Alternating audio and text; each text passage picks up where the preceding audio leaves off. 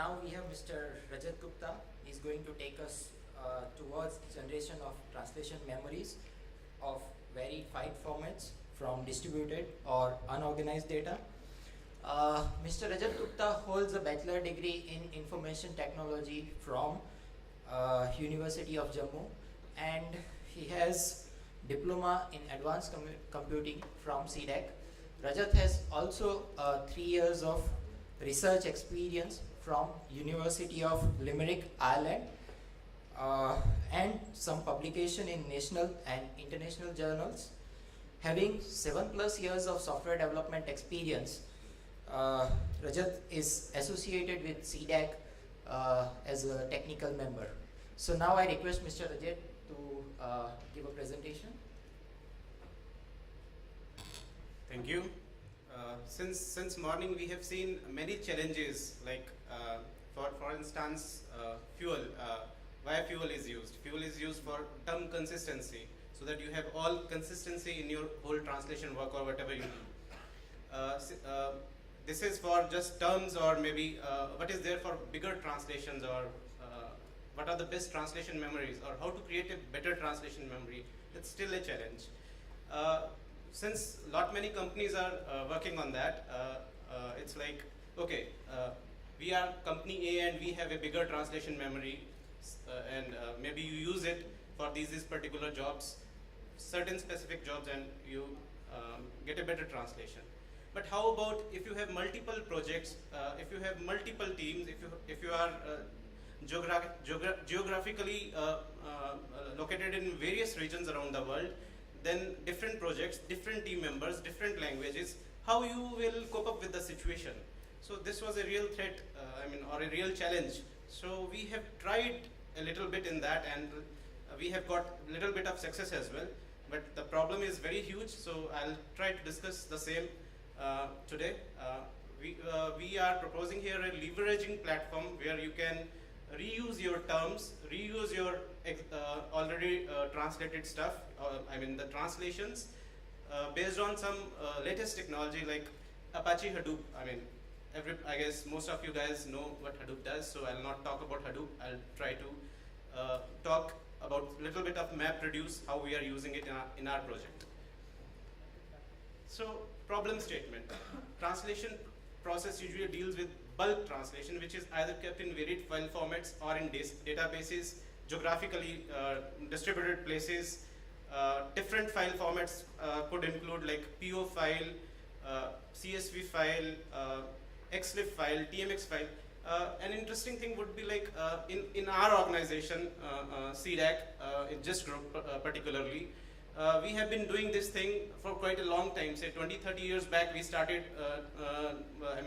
doing translations, and we have a lot of knowledge resource. Now the problem is how to utilize that knowledge resource. That was one of the challenge my superiors or my seniors told me, how to utilize that knowledge base which we have developed over a period of time. So I thought over it. It was like, okay, different file formats, Excel file format, PO. Earlier, we used to work in PO.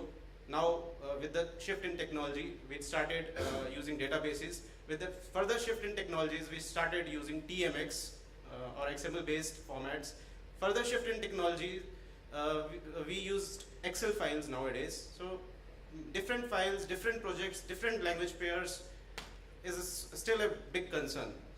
So, and now you need to reuse the translations which you have done in your prior projects. So, this was the problem statement. And moreover, our translators are also geographically distributed. It's like for say Dogri, the person might be in Jammu and Kashmir. For Punjabi, the person might be in Punjab. He can work from his remote location and submit the translations. So, or maybe how you can connect each and everyone and leverage whatever knowledge base has been created. An idea: why not pull all the data under one umbrella and apply analytics? Why not process them batch-wise and create self-growing store where data would be kept in some common format? Here in this particular case, I am talking about different file system, and particularly we are talking about Unicode data now. Legacy-based data is still a challenge. We are working on that. Maybe in the near future we'll come up with something. So for Unicode related stuff in different file formats, we have a solution right now. Why not use MapReduce framework to utilize store as per the requirements? When I say store, it's a big store. It's a big translation memory store, which we have. After doing all this processing, we manage stuff in a big store so that it's easily accessible. And as you guys might be knowing, like Hadoop system works on big data. So all MapReduce works on big data, and it takes, say, 30 to 40 seconds to process something, whether it is very small information or it's a big information in terabytes.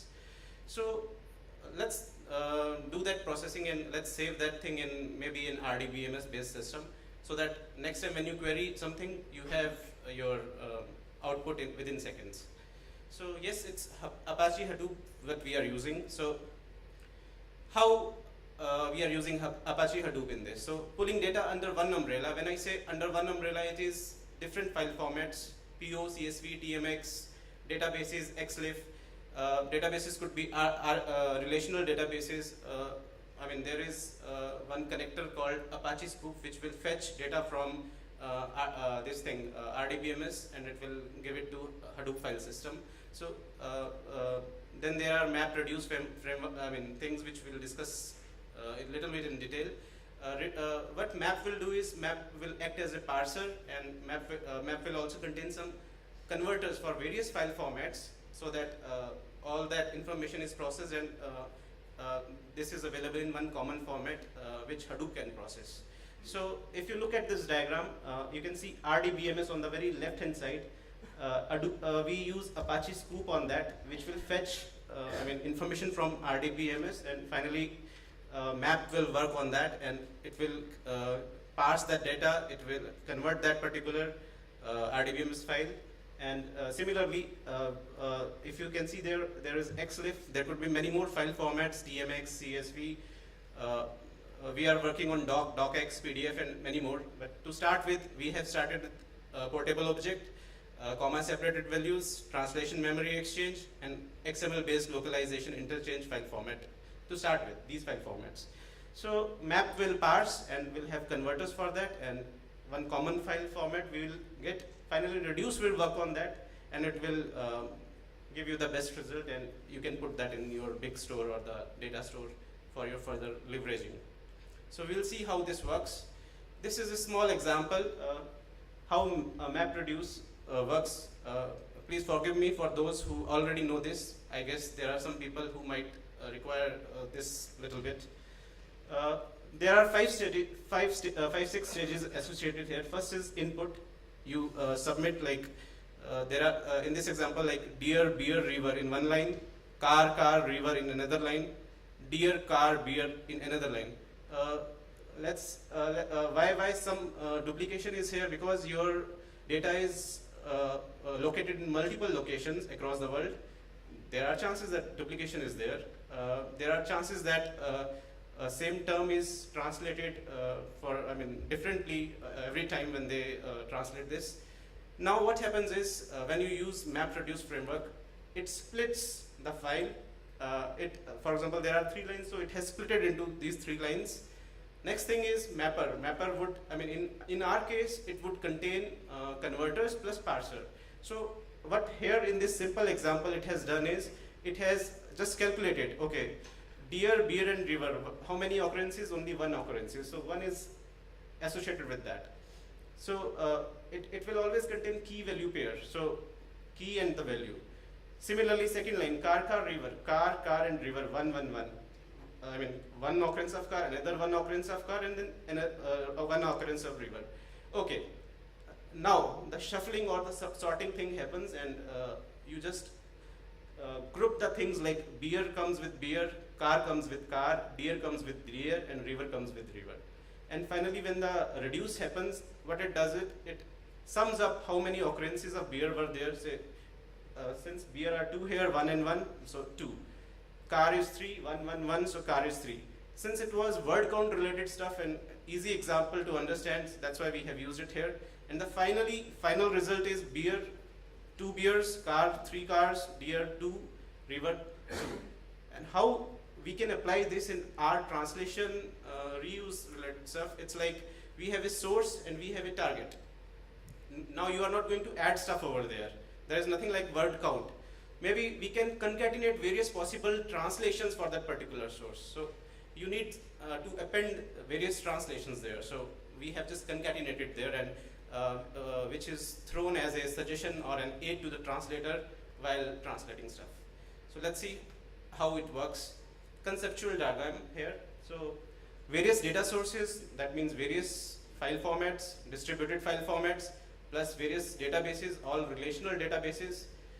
Now MapReduce, which has converters, and the parser will, map will work on this, which will parse and convert. An intermediate file format which is will be generated, which is so that Hadoop can work on that. It is Hadoop based distributed file format system. So various distributed things, MapReduce will work on distributed locations. Finally, Reduce will reduce it to the, it will combine all the results and throw you as a suggestion, okay, for this particular source, these translations are available. For different locales also it can concatenate. So you, it's up to you if you want to reuse or if you want to modify. If you feel like it's not appropriate, you can always modify, and the system will get trained automatically. So, and the next step is like how you put your business logic there, some cache there, and finally the representation will be shown in the UI. Okay, this is the format which we have used here, source string, and we are appending with this special character over there, if you can see there. Then locale 1, translation 1, we are storing locale and the translations in that particular locale. So key value pair we are maintaining here, locale 2, translation 2, locale 3, translation 3. Similarly, how many translations you have will be thrown to you while translating. How do you query Hadoop now? What it will do is, map will parse entire store, as I have already discussed. Like it will parse and it will have converters for a given string on fuzzy match basis or exact match basis as well. You have an option there. Reduce will concatenate all the translations found for the given source string. Finally, the translations found in all the available languages are returned. So as a translator or as a reviewer, you can have that option. Okay, I want to see all the translations which you might have done previously, and you can see it right now. And if you feel like, okay, it is very much appropriate, use it. Calling program can parse the result and exact translations of the desired languages as well. By calling program, I mean the system which will call these things.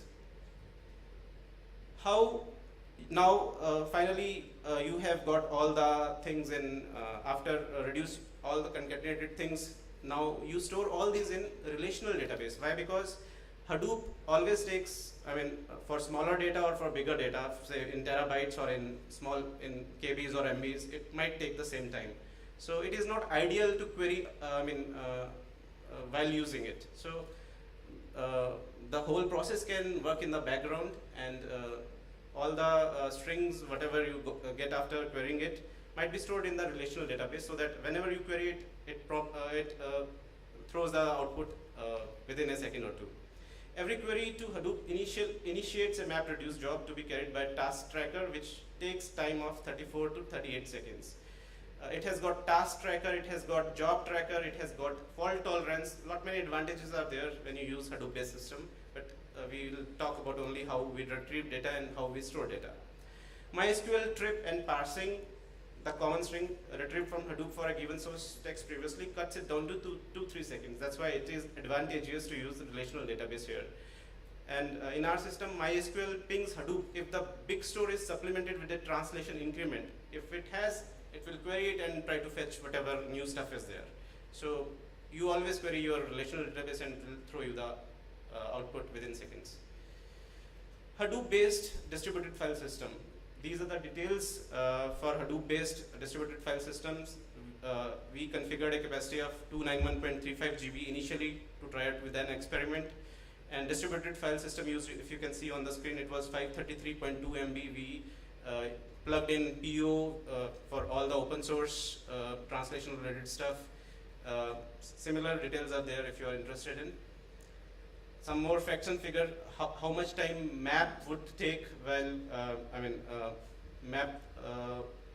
map and reduce is the framework which Hadoop provides. So how much time map would take? I mean, start time we have captured and finish time we have captured, so you can see that also for different jobs, different times. Some more facts and figures.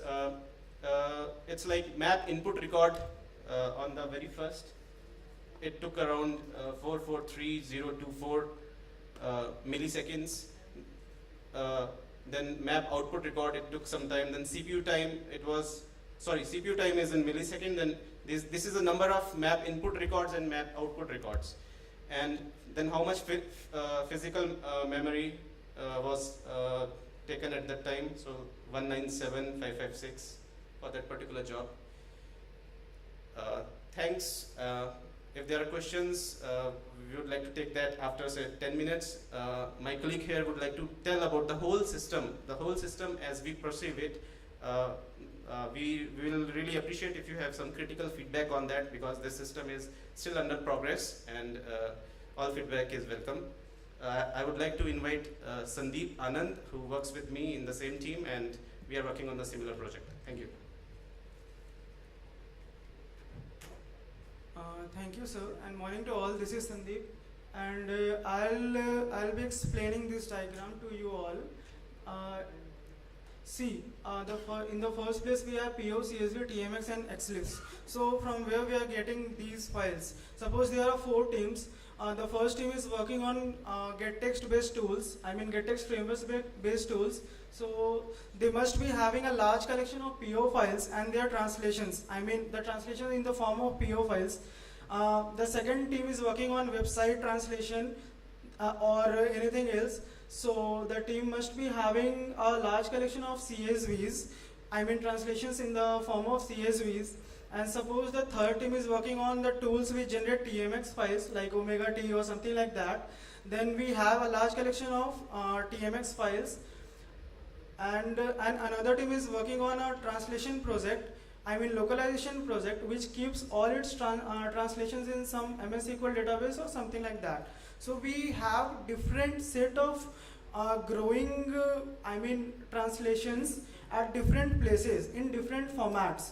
So actually what we are doing, we are keeping the NFS paths, we are syncing to those paths and pulling the data at a regular interval, just the incremented part of the data using some cron tab based activity or something like that.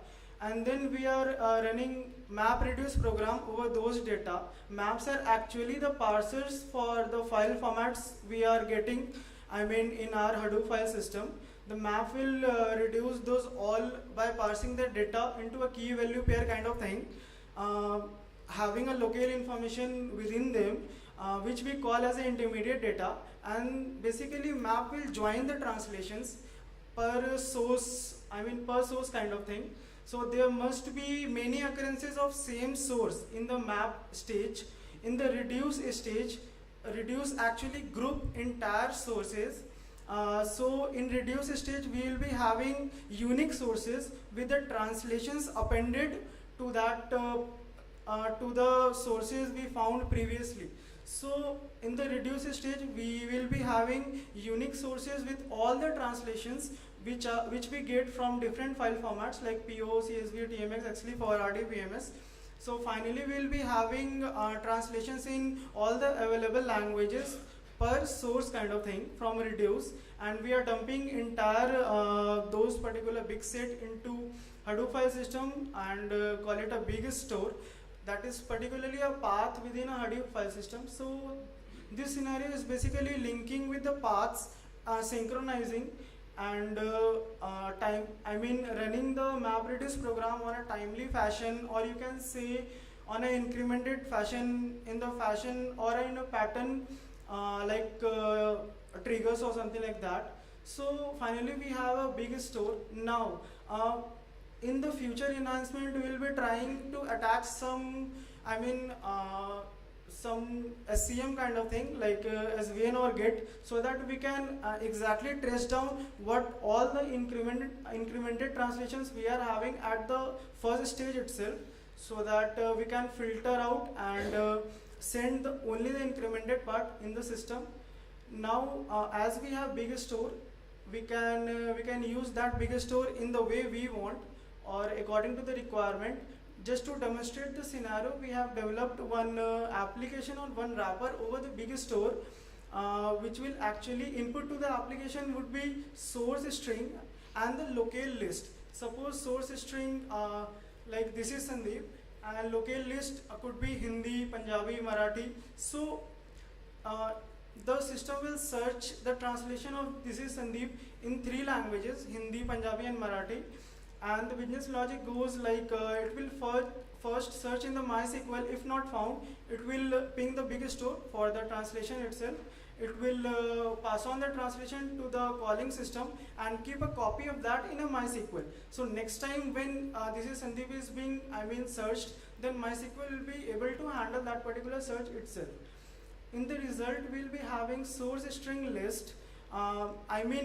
It is like substring kind of thing, string within a string. So any string which will be having this is Sandeep will be fetched out. So we'll be having a list of sources and a list of translations per locale, per source kind of thing. So it is a structure of nested list kind of thing in the result set itself. On the top of that, we can build our own web interface or web service API through which we can connect, I can say entire world, or we can call that API through mobile or any third party tool, anything. So this is the whole system as we see it, and we would like to take any questions if any. We have the demo, VM kind of thing, but we will take demo offline because it will take long. So if any question, yes, maybe tomorrow, something like that. Yes, so all the comments about it are welcome, and all the questions do please ask. Yeah.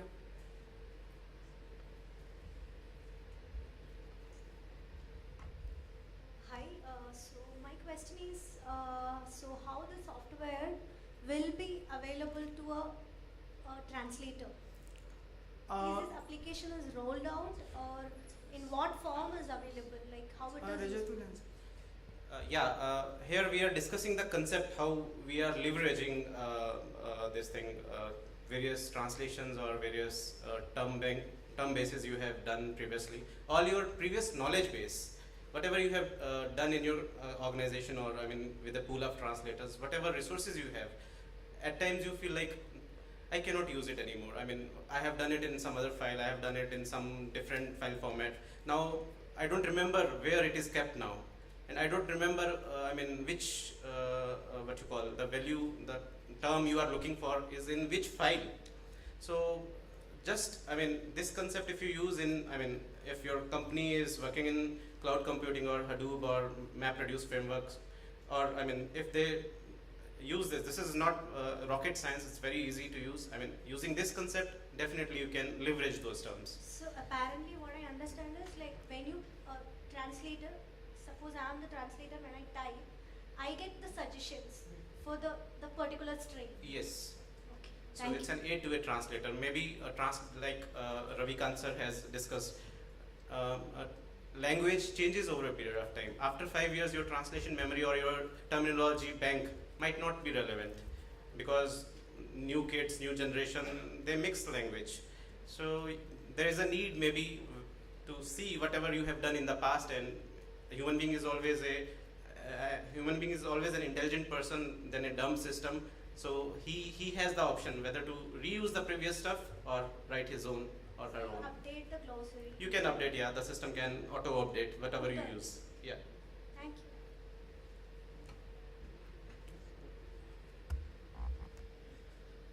Thank you. My name is Aki. I work for Mozilla.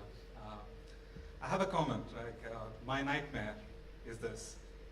When you have data in different formats and you parse it and you serialize it and store it in some database, and then you pick it up and do it. This is a big headache. Yes. All right? So for the last 3 years, we tried different systems. There's no perfect system. Right? Okay? We have XLIF and all those formats. But in the real world, the translation sources are not perfect. There are a lot of errors. So how do we handle that?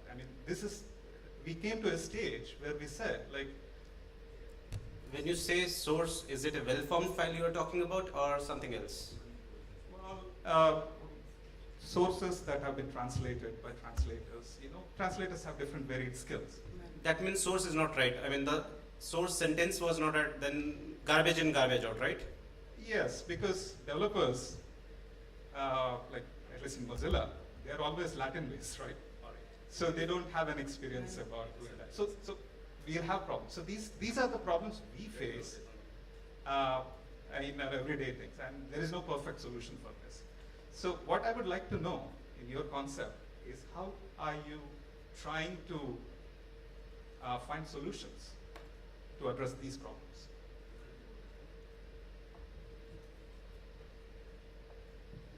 Let me answer this part. This is a part of a very big system. This particular leveraging component, what you are seeing. There was a question how it will be used by the translator. So it is likely, since it is a web service, it can be pinged and it can be called the way it is required. Possibly through an online workbench, okay, translator workbench, or an offline translator workbench, and so on and so forth. It can be done that way. So that is the purpose. Secondly, cleaning part when it comes up, still it has to have a cleaning, what is called the module. So once there is a file which is the input file, the PO file is there, there are certain cleaning algorithms which we have already developed basically. And over a period of time, those cleaning algorithms will definitely be a part of this particular total end-to-end cycle what I'm talking about. In my presentation, rather when I was giving a talk, I said that we require a framework, and this is the framework. This is just I can use the word. This is just a 1/100th of the part of that particular framework what we are talking about. So there will be a component models basically. There will be various components which you talk about whether there is a malformed syllable itself. So we do have rules for syllable formation, checking the syllable. We do have certain things like data analysis, the word analysis. Maybe it might be backed up by some standard terms so that they are what is called the calibrated terms. I can use the word. Maybe a spell checker can work on top of it. Maybe some linguistic further work can happen on top of it. And then the source as well as the targets will be properly cleaned and then pushed back into the big store, because big store is going to become a permanent store. Because therein from where we are going to leverage upon the whole stuff. So that's where the components are ready, but they are yet to be plugged into that part. I am not going to say that it is going to work 100% clean, but yes, definitely I can see it is clean because we did a similar work for Maharashtra government. They do have a database across all the states, different states, eMojni and other part, and so much of databases were there. But we do have some cleaning mechanism to clean the data and to bring it back.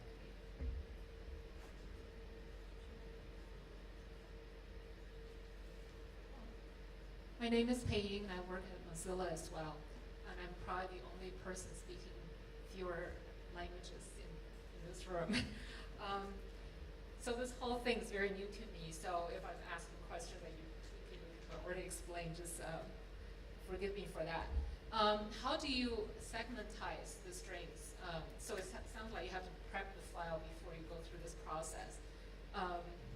Also, how do you reconcile terms from different projects that are the same, but do you retain that information? You know, this is from this project versus from that, and they may or may not share the same translation. And same thing goes with what if it's the same term that should have the same translation, but you have multiple entries, mobile versus desktop, but it's really the same product, and how do you reconcile that difference? The other thing is that I don't know if it's common here, but a lot of the projects these days are going through Sprint or Agile methodology, which to a lot of degree there isn't a product that's actually finalized, it's ongoing all the time. So the assumption is that you already have a quote unquote perfect product before you go through this exercise. So it sounds like there's a lot of cleaning required if imperfect product goes, the terms goes into the system. Thank you. Many questions. I'll try to answer one by one, and my colleague would also like to answer a few of your questions. First question, you mentioned various projects and your duplication is there. That's why Hadoop is there. Reduce will reduce all that duplication stuff. That's why we use this particular thing for its your applications or your software, your files could be located geographically at different locations. So reduce will do that job for you. Second thing, please could you please repeat your question again? I mean one by one, so that I answer one by one. I mean otherwise it's very difficult. Okay. Sorry. They're kind of all related. Segmentation of the strings. Do you segmentation? Yes. So there are many segmentation rules for English, for other foreign languages. We are working on Indian language segmentation rules currently. I mean, initially we took sentences. I mean, sentence by sentence. I mean, based on delimiters, full stop or something for various Indian languages. But that didn't help. For example, in English, if you talk about the full sentence would be like Ram goes to school, full stop. Dr. Ram or Mr. Ram, MR dot, again full stop. It will be again another segment in that case. We have some exception rules for that particular thing, but still right now we are working with English to Indian language translations. I mean, inter-Indian languages translations will be our next step, but to an extent, English segmentation rules are quite good, and I guess 99% we have that much confidence that proper segmentation is going on. Some cases like sentences, some cases bigger chunks, depends on the requirement, because you might lose context if you talk about only sentences. So it depends on the requirement of the project. Big chunks, sentences, paragraphs, pages, yeah. You already answered the first question, which actually kind of two ways. One is same terminology is translated in multiple ways. You said the machine can handle that. Can you trust the machine 100%, or you do still need a human AI to the same terminology with multiple entries, multiple translations? You said that a system will take care of that. Yes, that reduced part of that, we'll try to group it together, and then finally show you all the suggestions, and then if it has the same duplicate entries, exact matches, it will reduce it and finally show it to you. The only 1 out of 10 if 10 are duplications. But if there is a change of a word, or there is a change of some punctuation symbols, some different things, some more spaces, then based on the fuzzy match, we have a fuzzy thing. If you put some threshold initially, how much fuzzy you really want, then it will throw out that suggestions accordingly, which is not very good in this scenario, but yes, it will. It will have some duplication that way. Okay, and then the retaining the information of which product or project it comes from. So if you have multiple terms, you know which is more relevant. Then do you Sandeep, retain would like that to answer information? this? Which project the information comes to? Okay, sir would like to answer that. See, as I said to you, this is a full system, and some components are in place, some of them are yet to come. When you are getting from different file formats, basically, what we are getting is a string, basically, as well as the translation of that, basically. So we are trying to keep the source information, the domain or the application, basically, from which it is coming, so that the context is not lost.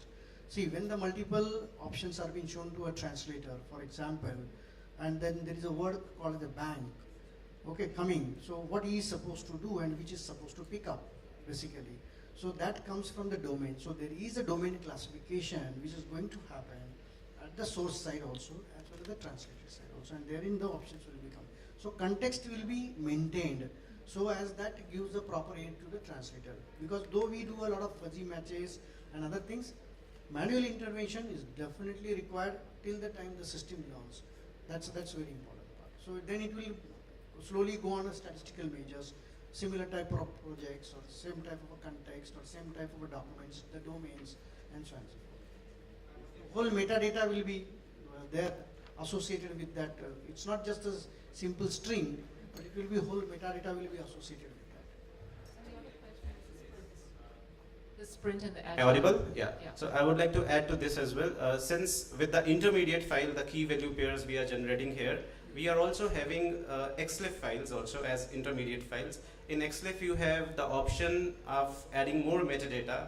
Who is the person who has done this translation, for which particular project the person has done translation, because there are various tags like trans unit is one, all trans is one, then source is one, target is one, target should be the final translation. Various attributes are also there. So we also populate that. I guess that might answer your question, who has done, from which project this thing has come. That is also one of our intermediate file formats. So we are trying to leverage whatever best open standard is there. So XLIF 1.2 at the moment. We are waiting when the XLIF 2.0 is getting finalized, so we'll adapt accordingly as well. Thank you. Any other question? Okay, sorry, we are running out of time, so maybe we can take it immediately after lunch. Yeah? Sorry. Did I answer all your questions, or if there is anything else? The Sprint and Agile. Maybe we'll take this offline, and yeah. We'll take your question offline as well. Thank you.